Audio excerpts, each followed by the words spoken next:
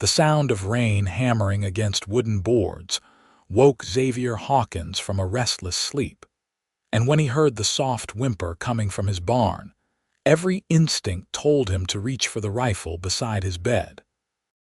Thunder rolled across the Montana sky as Xavier pulled on his boots, the leather cold against his feet, despite the summer month of June in 1878. He had built his ranch 3 miles outside Willits with his own 2 hands over the past 5 years, and in that time, he had learned that unexpected sounds in the night rarely brought good news. The war between the ranchers and the rustlers had been escalating, and just last week, Tom Morrison's spread had been hit hard, losing 30 head of cattle and nearly his life.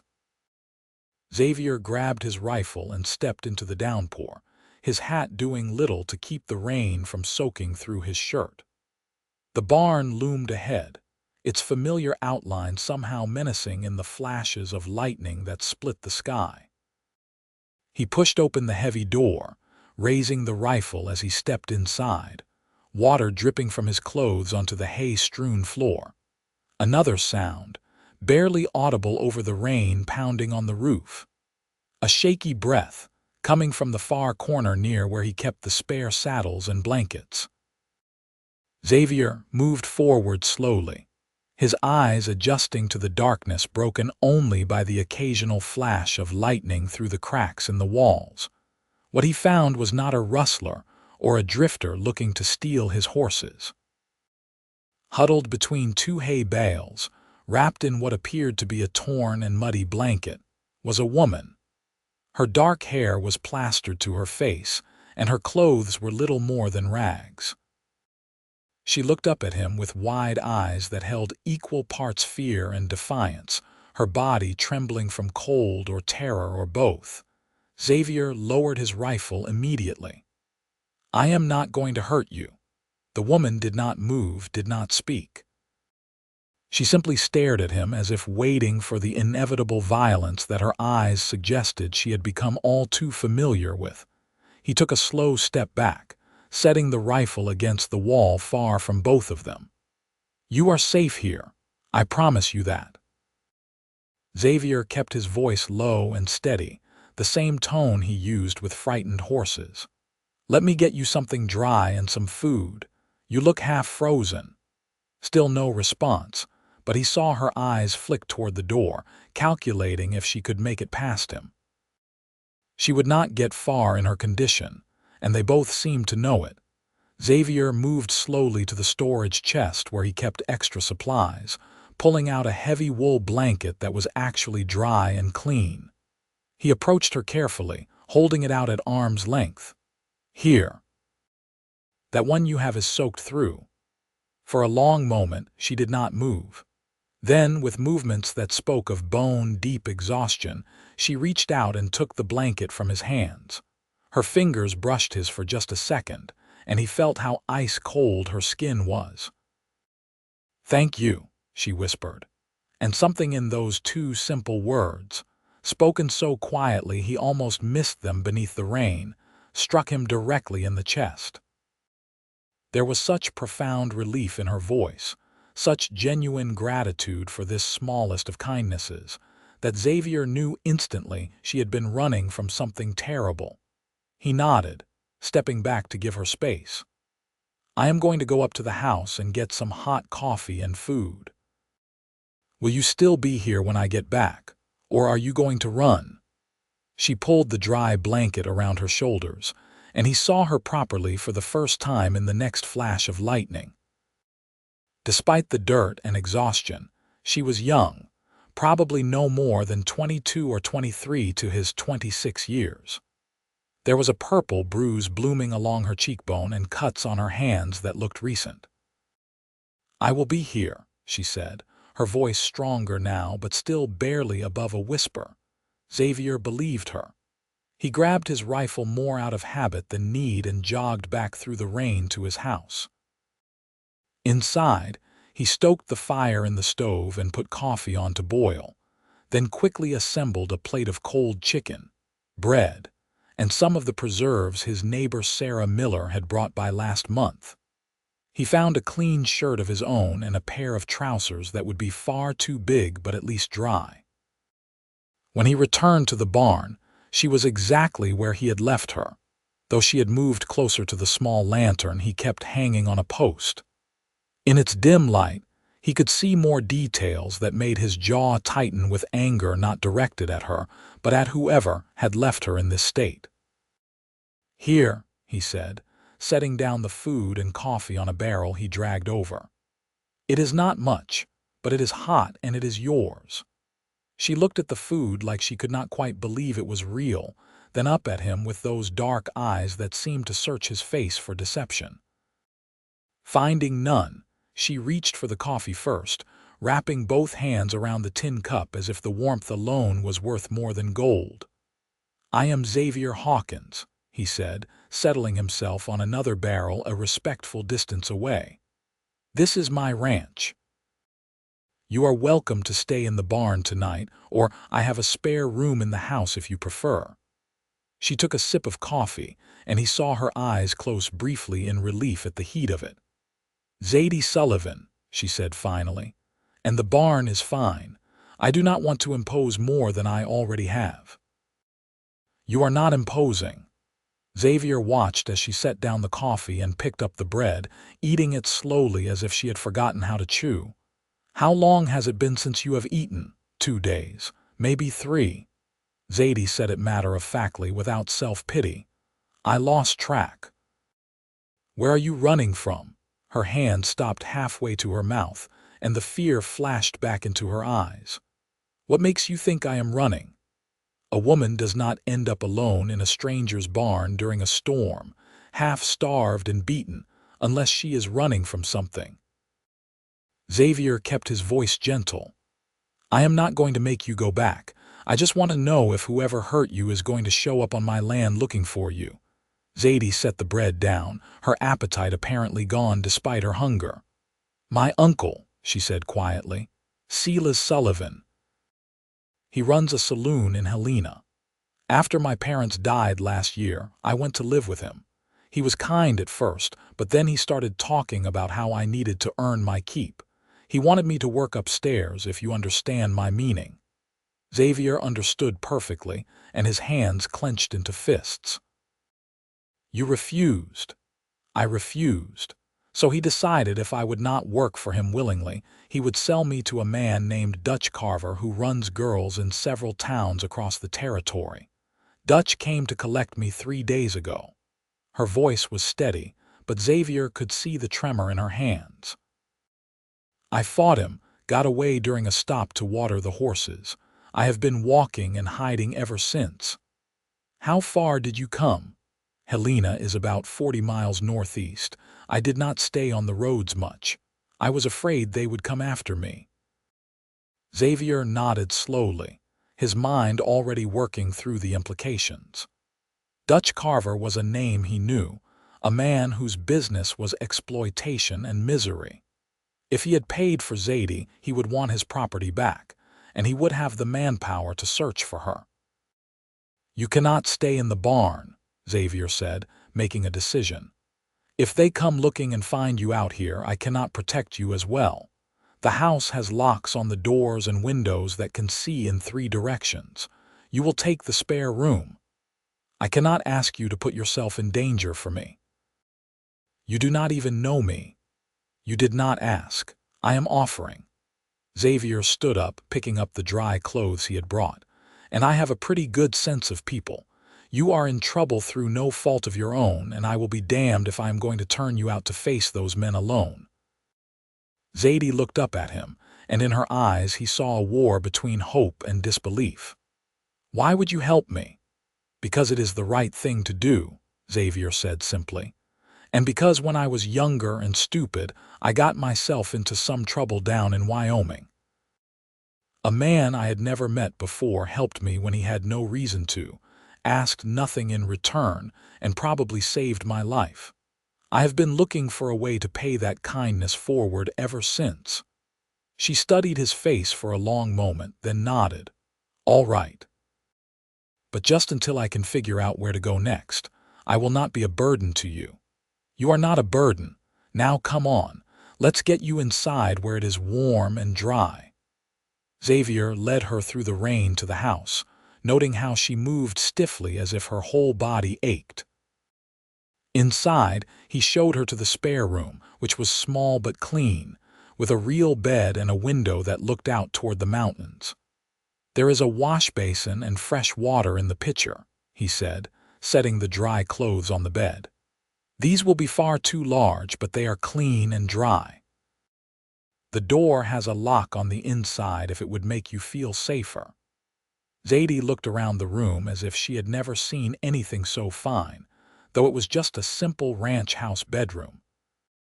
"Thank you," she said again, and once more those two words carried such weight that Xavier felt something shift in his chest.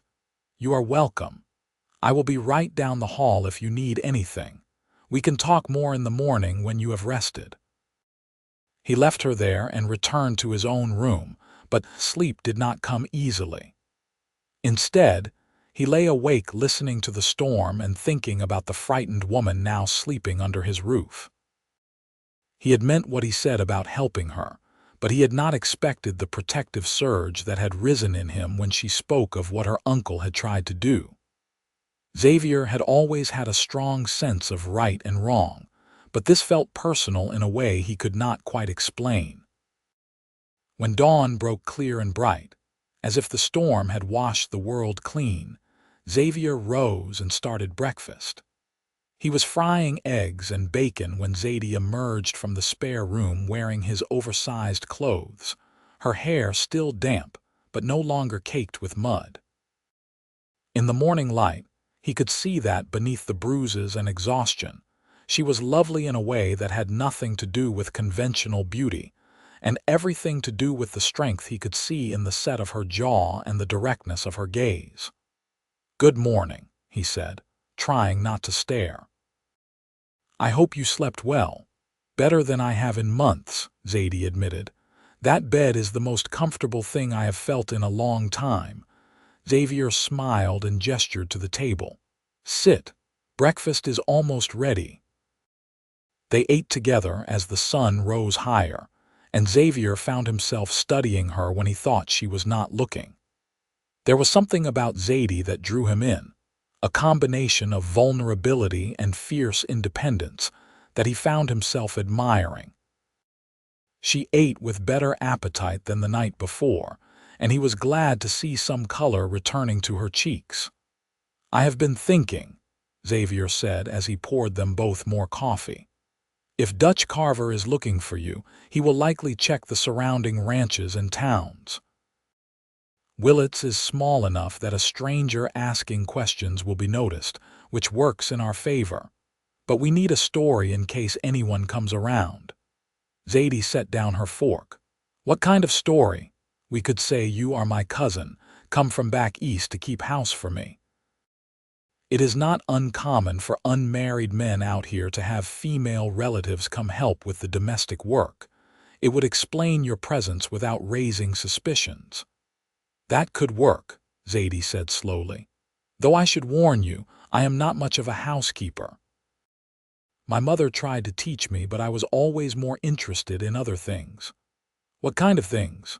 For the first time since he had found her, Zadie smiled, and it transformed her entire face.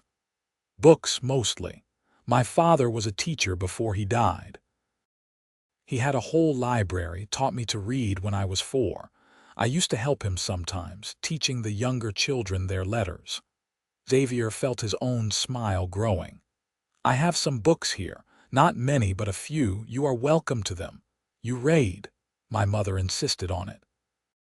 She said just because we lived on the frontier did not mean we had to be ignorant." Xavier stood and walked to the small shelf in the corner where he kept his precious few volumes. "I've got some poetry, a novel by Mr. Dickens, and a collection of essays." Zadie's eyes lit up in a way that made her look younger and less haunted. "I have not had a book to read in over a year. Uncle Silas said they were a waste of time and money." "Your uncle sounds like a fool." Xavier brought the books to the table and set them down in front of her. "These are yours to read whenever you like." She reached out and touched the spine of the Dickens novel with something approaching reverence. "Thank you for all of this. I know I keep saying it, but I mean it. I know you do." Xavier sat back down, his coffee forgotten as he watched her. "Zadie, I want you to know that you can stay here as long as you need to. I am not going to turn you out, and I am not going to let anyone take you back to your uncle or to Dutch Carver." Her eyes met his, and he saw tears threatening to spill over. "You do not know what that means to me. I have been so frightened, and I did not know where to go or who to trust." "You can trust me," Xavier said, and he meant it with every fiber of his being. "I give you my word." The days that followed fell into an easy rhythm. Zadie proved to be a quick learner, and while she had not been lying about her lack of housekeeping skills, she made up for it with enthusiasm and determination. She learned to cook under Xavier's patient instruction, and he learned that she had a quick wit and a sharp mind that had been starved for intellectual stimulation. In the evenings, after the work was done, they would sit together and talk. Xavier told her about his childhood in Missouri, how his parents had died within months of each other from fever when he was 20, how he had come west to make a new start. Zadie spoke of her parents, her voice soft with grief that was still fresh, and of her childhood before everything had gone wrong. Xavier found himself looking forward to these conversations, to the way Zadie's face would light up when she talked about something she was passionate about, to the sound of her laugh when he said something amusing. He had lived alone for so long that he had forgotten what it was like to share his space with another person, to have someone to talk to at the end of the day. But he was also aware of the danger that still lurked. He made inquiries in town carefully, listening for any word of strangers asking questions. For 2 weeks, there was nothing, and Xavier began to hope that perhaps Dutch Carver had given up the search. Then one afternoon, as Xavier was returning from checking his cattle in the north pasture, he saw Zadie running toward him, her face pale with fear. "What is wrong?" he demanded, swinging down from his horse. "2 men came to the house," she said breathlessly. "I saw them from the window and hid in the root cellar like you told me to. They knocked for a while, then walked around the property. I think they looked in the barn." Xavier felt cold fury settle over him. "Did they see you?" "I do not think so." "But Xavier, one of them matched the description of Dutch Carver that I gave you, the tall one with the scar on his face. Get back to the house and lock yourself in your room. Take my rifle. If anyone besides me tries to come in, you shoot first and ask questions later. Understood?" Zadie nodded, her eyes wide but determined. Xavier waited until she was safely inside before he began checking the perimeter of his property. Sure enough, he found fresh boot prints around the barn and near the house, 2 different sets. They had been thorough, these men, and that meant they were serious about finding Zadie. That evening, Xavier rode into town and found Sheriff Bill Clayton at his office. Clayton was a good man, honest in a territory where that was not always a given, and Xavier trusted him. "Xavier," Clayton greeted him, "what brings you in so late? I need to talk to you about a situation, and I need to know it stays between us." The sheriff's expression grew serious. "Come in and close the door." Xavier told him everything about finding Zadie in his barn, about her uncle and Dutch Carver, about the men who had come to his ranch that afternoon. Clayton listened without interrupting, his face growing darker with each detail. "Dutch Carver," the sheriff said when Xavier finished. "I've been trying to get something on that man for years. He is careful, always stays just on the right side of the law, at least where witnesses can see. But everyone knows what he really does. Can you help her? Is there any legal protection we can get?" Clayton sighed. "That is the problem." "Legally, Her uncle is her guardian unless she is married. If he decides to press the issue, claim she ran away from his lawful custody, I would have to return her to him. And once she is back in his hands, there is nothing stopping him from handing her over to Carver. There has to be something we can do. The sheriff looked at Xavier for a long moment. There is one thing. If she were married, her husband would be her legal guardian, not her uncle. Zadie Sullivan would have no claim on her. Xavier felt his heart start to pound. You are suggesting that Zadie and I get married. I am suggesting that if you want to protect her legally, it is the surest way. Otherwise, you are relying on Carver and Sullivan giving up, and men like that do not give up when they have invested money and pride in something. Xavier rode home slowly, his mind churning. Marriage was not something he had given much thought to in recent years. He had been too focused on building his ranch, on creating something solid and lasting. But now, thinking of Zadie, of her smile and her sharp mind and the way she had looked at him with such gratitude and trust, the idea did not seem as foreign as it should have. The question was whether she would agree to it, and whether it was fair to even ask. When he reached the house, Zadie was waiting for him, still holding his rifle. She set it aside when she saw him and hurried over. What did the sheriff say? Can he help? Xavier took off his hat and ran a hand through his hair. Let's sit down. We need to talk. He explained what Clayton had told him, watching Zadie's face carefully as he laid out the legal situation. When he got to the part about marriage, she went very still. The sheriff thinks we should get married, she said slowly, for legal protection. It would make you safe from your uncle and from Carver. As my wife, they would have no legal claim on you. Xavier leaned forward, his hands clasped between his knees. But Zadie, I want you to know that I would never force this on you, and if you agree, it would be a real marriage in name and law, but you would have your own room and your own space. I would expect nothing from you except whatever companionship you were comfortable giving. Zadie was quiet for a long time, her eyes distant as she thought. Finally, she looked at him directly. Why would you do this? You could just let me go, let me run somewhere else. Why would you tie yourself to a stranger through marriage? Because I do not want you to have to run anymore, Xavier said honestly. Because in these past 2 weeks, you have stopped being a stranger. You have become my friend, and I care about what happens to you. And because, if I am being completely honest, the thought of you leaving makes me realize how much I would miss you if you were gone. Her eyes softened. I would miss you too. You have been kinder to me than anyone has been in a very long time. But Xavier, marriage is not something to enter into lightly, even for protection. I know that, and I am not asking lightly. Xavier reached out and gently took her hand, feeling the calluses she had developed from helping with work around the ranch. I am asking because I think we could make a good life together. I am asking because when I think about the future now, I see you in it, but only if that is what you want too. Zadie looked down at their joined hands, then back up at his face. Can I have tonight to think about it? Take all the time you need. But the next morning, when Xavier came into the kitchen, Zadie was already there with coffee made and breakfast started. She turned to face him, her expression calm and certain. I will marry you, she said.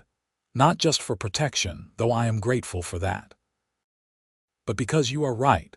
These past 2 weeks have been the happiest I can remember in a long time. You make me feel safe, not just from danger, but safe to be myself, and I think that is worth building on. Xavier felt something warm and bright unfold in his chest. You are sure, I am sure. Zadie smiled, and it was the same smile that had been occupying his thoughts more and more frequently. When do you want to do this? As soon as possible.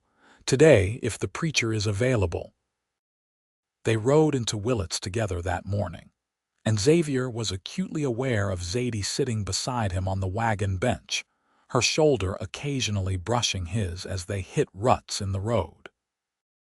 In town, they found Reverend Thomas Whitmore at the small church, and he agreed to perform the ceremony that afternoon. "I will need witnesses," Reverend Whitmore said, his kind eyes twinkling. "And might I suggest that the bride have a proper dress for the occasion?" Xavier had not thought of that, but Zadie's face lit up at the suggestion. They went to the general store, where Mrs. Hannah Peterson helped Zadie find a simple but lovely dress in pale blue that brought out the color of her eyes. Xavier purchased a new shirt for himself, and a gold ring that the storekeeper assured him was real, not plated. By 2 o'clock that afternoon, they stood before Reverend Whitmore in the small church, with Sheriff Clayton and Mrs. Peterson as their witnesses. Zadie had woven some wildflowers into her hair, and in the afternoon light streaming through the windows, Xavier thought she was the most beautiful thing he had ever seen. The ceremony was simple and brief.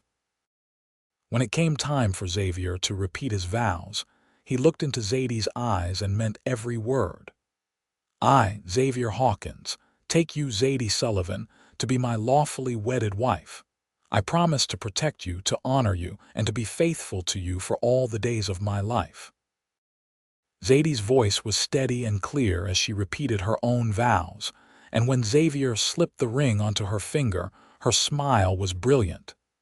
"You may kiss your bride," Reverend Whitmore said, and Xavier felt a moment of uncertainty. They had not discussed this part, and he did not want to presume. But Zadie solved the problem by rising on her toes and pressing a soft, brief kiss to his lips, her hand resting lightly on his chest. It was chaste and quick, but Xavier felt it all the way to his soul. They signed the marriage certificate, and Sheriff Clayton clapped Xavier on the shoulder. "Congratulations. And Zadie, you are safe now. If anyone comes looking for you, they will have to deal with the law and your husband both." "Thank you, Sheriff," Zadie said, and Xavier could hear the relief in her voice. They celebrated with dinner at the hotel restaurant, a luxury Xavier rarely indulged in, but which felt appropriate for the occasion. Over roast chicken and potatoes, they talked and laughed, and Xavier realized that despite the unusual circumstances, he felt genuinely happy.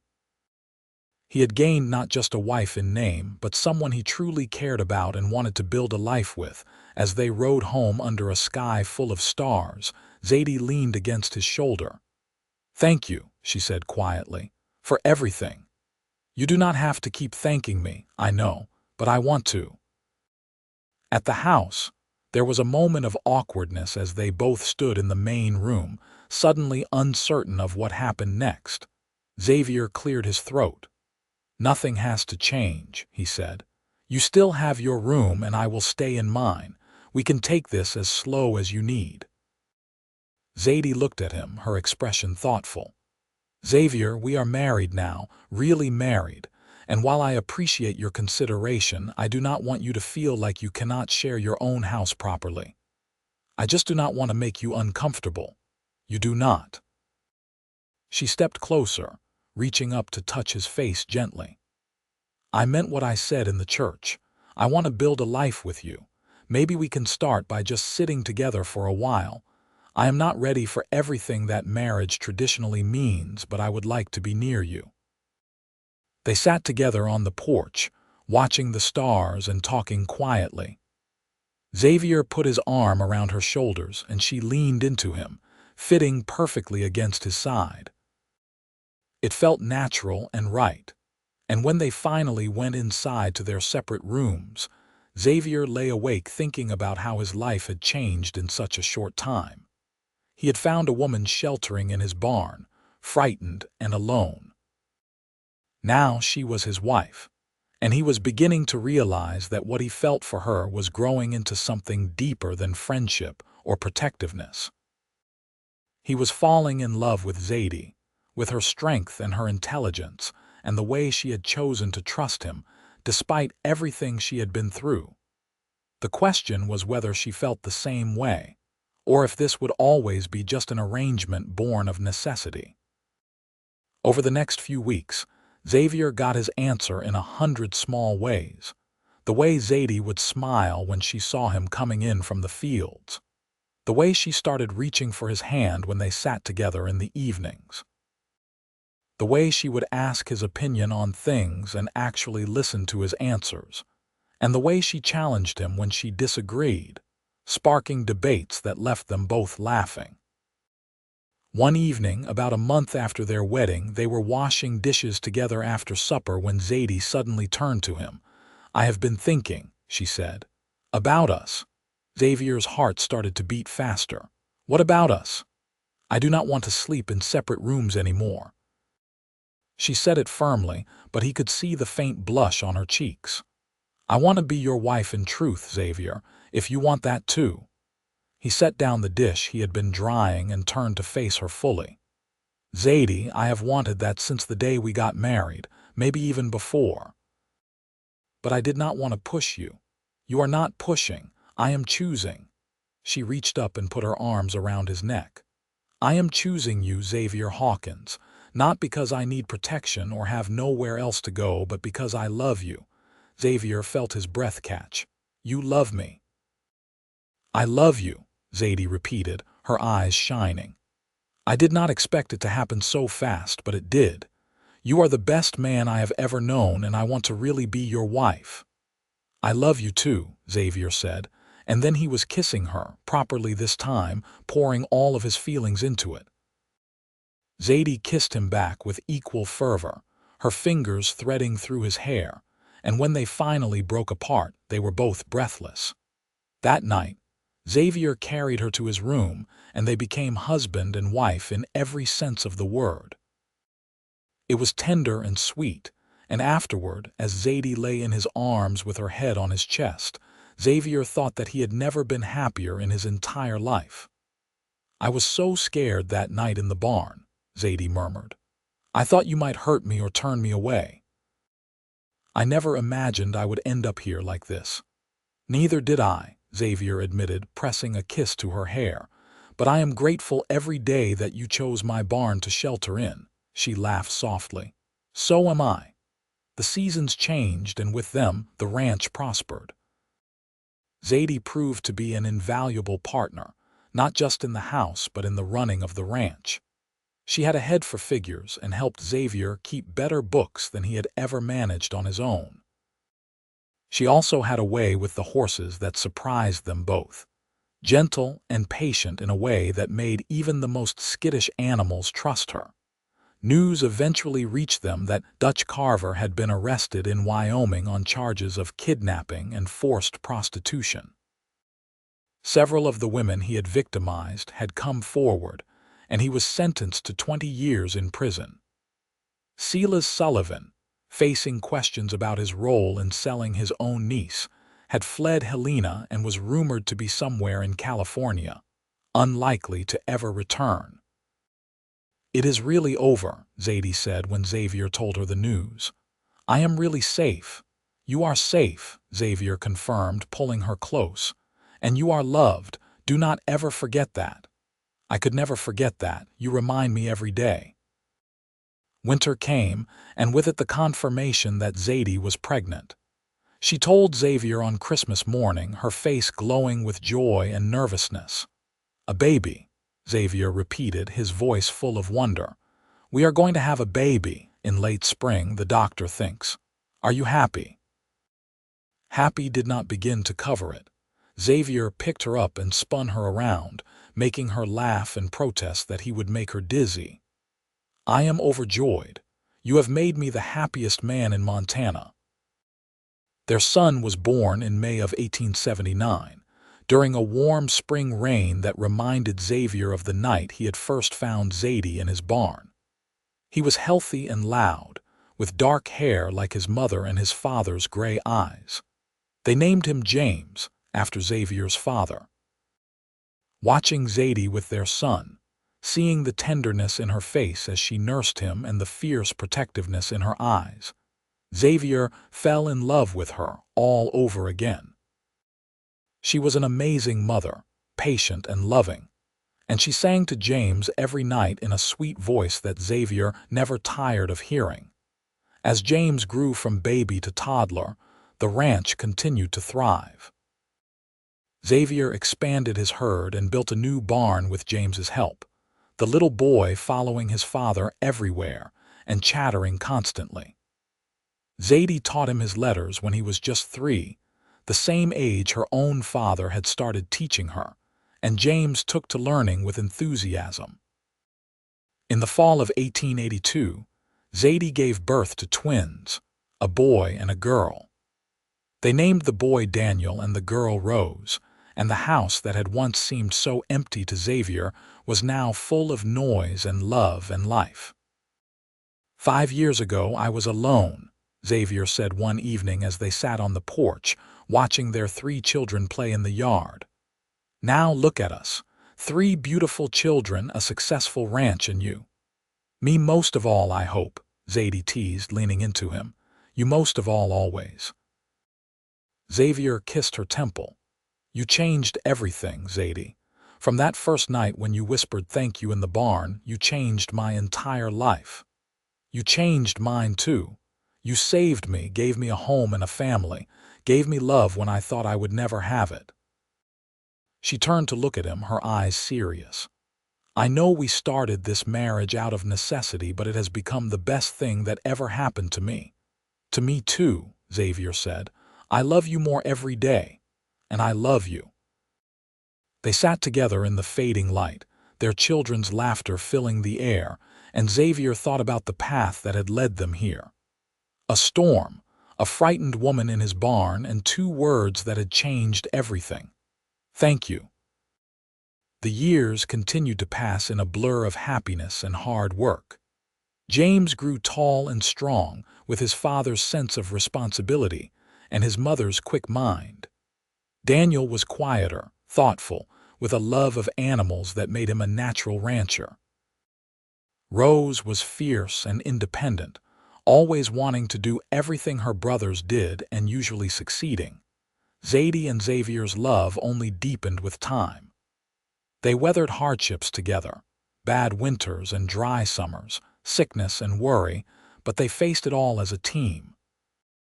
On their 10th wedding anniversary, Xavier took Zadie back to the church where they had been married and renewed their vows, this time with their children as witnesses.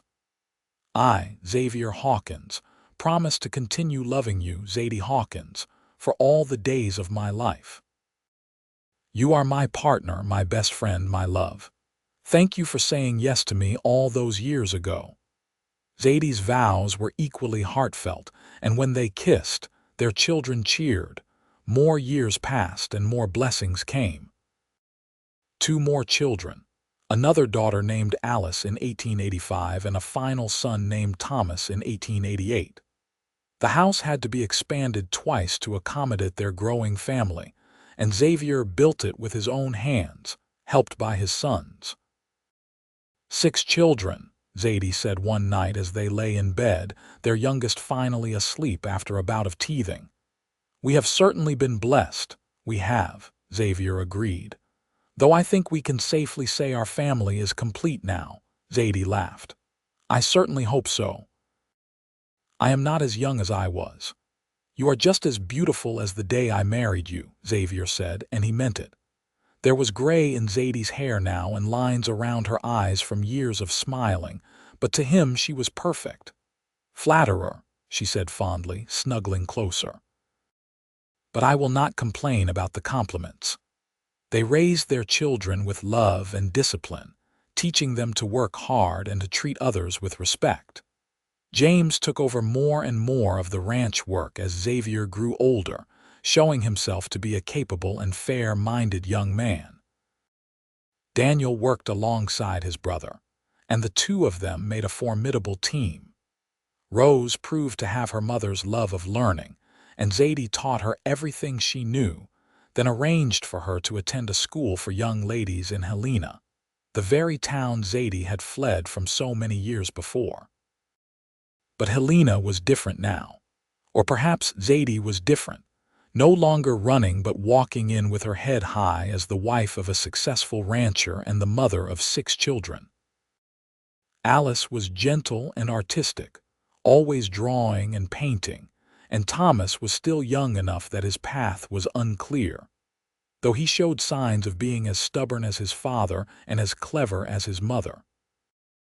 On their 20th wedding anniversary, Xavier and Zadie threw a party that included half of Willits.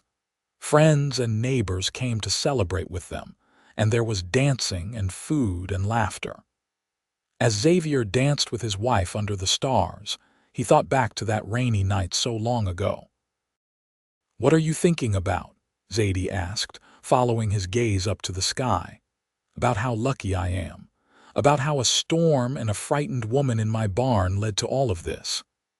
He gestured to the party around them, their children and friends, the life they had built together. "I was the lucky one," Zadie said. "I could have ended up anywhere that night, but I ended up with you. We were both lucky," Xavier decided. "Lucky to have found each other." As they grew older together, Xavier and Zadie began to slow down, letting their children take on more responsibility. James married a local girl named Rebecca Miller, Sarah Miller's daughter, and they built a house on the edge of the ranch property. Daniel married shortly after, and Rose found love with a teacher in Helena. Much to Zadie's delight, Xavier and Zadie became grandparents and the cycle began again.